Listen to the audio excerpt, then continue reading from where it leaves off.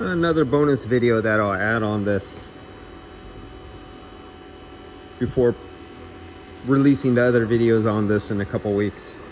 So that heat exchanger, which is not the heat exchangers, that's the refrigerant condenser, but the second one, not the radiator for the engine, but the glycol for the turbo, for the air inlet, right there, that guy right there, for the air to plate heat exchanger, for the boosted turbo hot air to lower its temperature.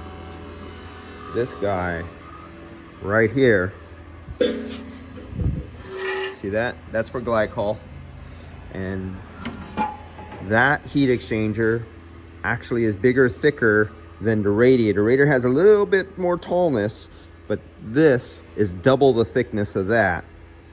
So that has more BTU heat rejection to get rid of more heat just for the boosted air that's getting fed to the intake manifold than the whole entire V6 engine.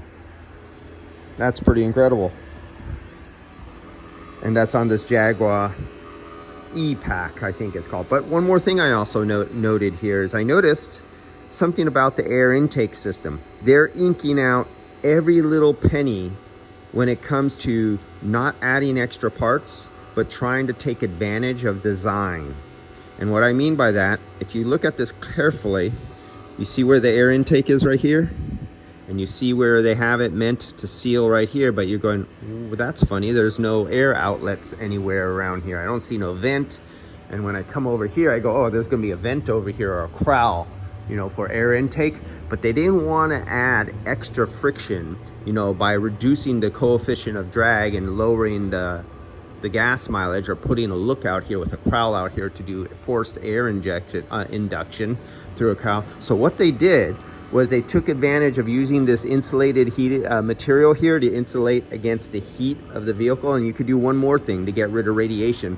They could have put a foil coating on this, or one of the gold coatings, to actually reject the infrared heat given off by the engine. But this insulation, it's good enough. But look at here. You see this little opening? You see this little opening, and you see the seal right here? You see how that goes? Now, if you watch how the hood drops and comes down, you see this little opening right here? And you see how the seal goes right here. It seals perfectly right here. And this is the front of the car. And you're going 75 miles an hour, or if you want to go 120 miles an hour, whatever. You have the high pressure force of the air hitting through, okay, however they have their bumper designed, they'll have it so it takes a lot of pressure right here, instead of passing the air around or under, to do force induction right here. And what they're doing is they're pressurizing this big, look at this big airspace. Look at how big this is. Look at how deep that is. So they're pressurizing this whole hood, and they're inducing it to come through here under a high positive static pressure.